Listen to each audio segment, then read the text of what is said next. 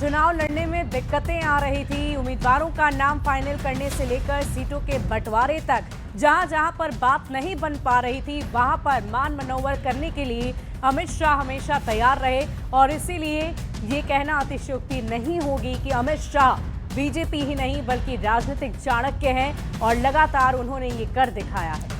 बिल्कुल। और देखिए, चुनाव से पहले ही अमित शाह ने कहा था कि एनडीए की पांचों दल पांडवों की तरह चुनाव लड़ेंगे और जीतेंगे भी, और बिल्कुल वैसा ही हुआ है। आपको दिखाते हैं रिपोर्ट।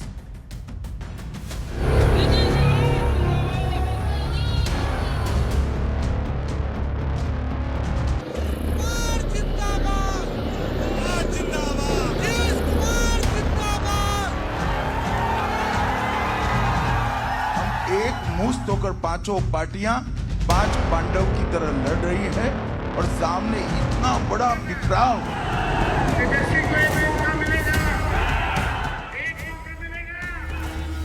एनडीए के पांच पांडवों ने बिहार की सियासी जंग जीत ही ली। एनडीए के पांडवों के इस विजय रथ के सारथी रहे मुख्यमंत्री नीतीश कुमार।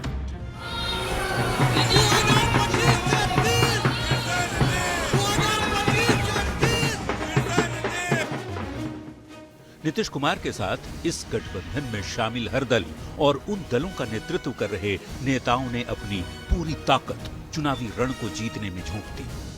लालटेन वालों ने जंगल राज दिया, इन लोगों ने सबको बर्बाद किया। इस एकजुट गठबंधन का ही असर है कि नीतीश कुमार लगातार 10वीं बार मुख्यमंत्री पद की शपथ लेने वाले हैं। मैं नीतीश कुमार बिहार की राजनीति के सबसे बड़े नेता, 20 साल से बिहार के मुख्यमंत्री और सियासत की धुरी में सबसे बड़ा नाम नीतीश कुमार। साल 2025 विधानसभा चुनाव की ऐतिहासिक जीत ने नीतीश कुमार को सियासी दुनिया में अमर बना दिया है। नीतीश कुमार बिहार की सियासत में इतने अहम यूं ही नहीं बन गए। पिछले 20 साल के दौरान उन्होंने एक ऐसा जनाधार बना लिया है जिसके बिना बिहार में सरकार बना पाना लगभग असंभव है। नीतीश कुमार जिंदाबाद। आधी आबादी यानी महिलाओं को नीतीश कुमार का सबसे बड़ा वोट बैंक माना जाता है। बिहार में लवकुश वोट बैंक हमेशा नीतीश के साथ ही रहा, जो उन्हें किसी भी पार्टी के लिए काफी अहम बनाता है। अति पिछड़ा वोट बैंक का बड़ा हिस्सा भी नीतीश कुमार का साथ देता है। मुस्लिम वोट बैंक का एक बड़ा हिस्सा नीतीश का लॉयल वोटर रहा है। इसके साथ ही नीतीश कुमार को जंगल राज से बिहार को मुक्त कराने का भी श्रेय जाता है। नीतीश कुमार जिंदाबाद। जिंदाबाद जिंदाबाद। नीतीश कुमार जिंदाबाद। बिहार में रफ्तार पकड़ रही डबल इंजन का दूसरा इंजन यानी देश के प्रधानमंत्री नरेंद्र मोदी, जिन्होंने इस जीत में असाधारण भूमिका निभाई है।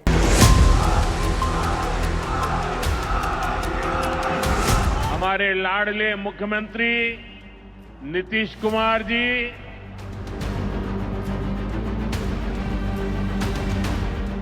2020 की तरह ही 2025 में भी मोदी एनडीए को जीत दिलाने में मैन ऑफ द मैच साबित हुए।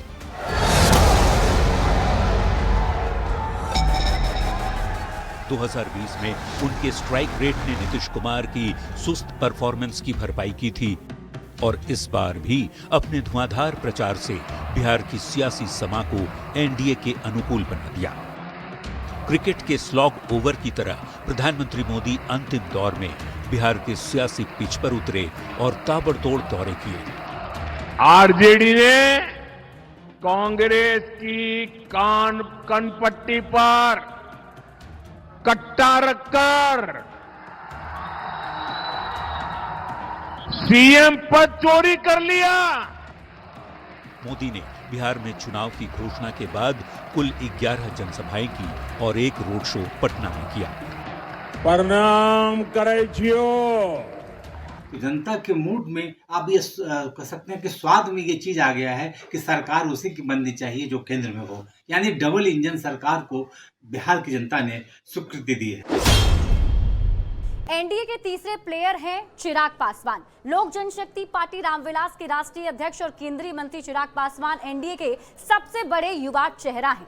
अभिनेता से नेता बने चिराग पासवान बिहार में नीतीश कुमार के नेतृत्व में मोदी के हनुमान बनकर डटे रहे।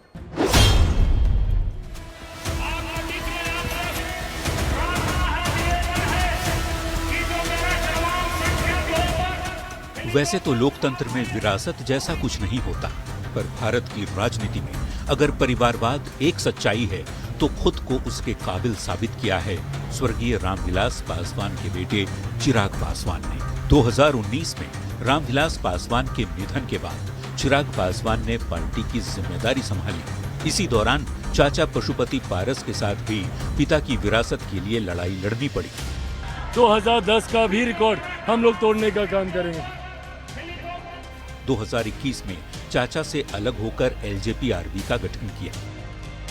2024 में 5 सीट पर एनडीए के साथ मिलकर चुनाव लड़ा और लोकसभा की 5 सीट पर शानदार जीत दर्ज की।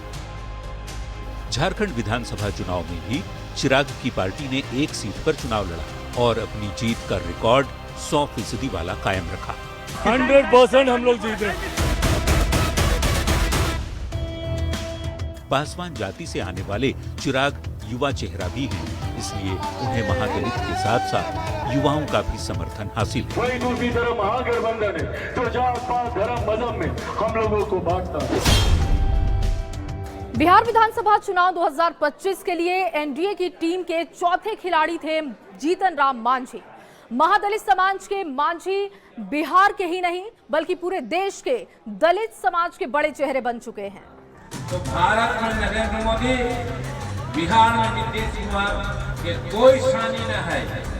बिहार के पूर्व मुख्यमंत्री जीतन राम मांझी बिहार में एक बड़ा महादलित चेहरा है। 2025 के चुनाव में उनका एनडीए के साथ होना जातीय समीकरण के लिहाज से काफी अहम रहा। उपेंद्र कुशवाहा राज्य के महत्वपूर्ण कुशवाहा नेताओं में से एक और एनडीए आरएलएम प्रमुख उपेंद्र कुशवाहा को साथ लाकर लवकुश वोटरों को रिझाने में कामयाब रहा।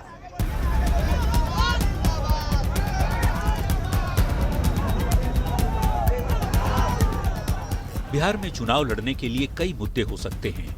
हर चुनाव में अलग अलग मुद्दा तूल पकड़ता है, पर एक मुद्दा जो बिहार की राजनीति में शाश्वत है वो है जाति की राजनीति। लवकुश इसका एक महत्वपूर्ण अंग है।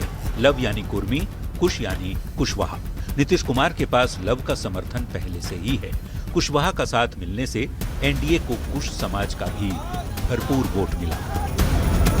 उपेंद्र कुशवाहा ने जहां लव कुश समीकरण को साधा होगा तो मांझी जी ने दलित को और उसी तरह से चिराग पासवान ने पासवान मतों को साधा होगा जो आज एनडीए के जीत के रूप में फलीभूत।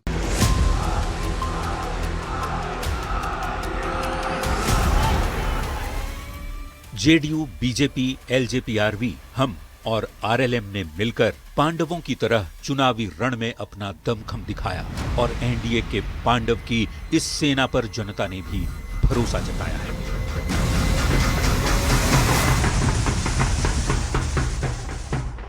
Bureau report, news 18। तो बम्पर जीत के साथ ही जश्न की तस्वीरें भी अब बढ़ती जा रही है और ये क्लियर हो चुका है कि नीतीश और नरेंद्र की जोड़ी पर बिहार ने भरोसा जताया है। हर जाति से, समुदाय से वोट मिला है और उसी का जश्न और जश्न की तस्वीरें लगातार हम आपको दिखा रहे थे।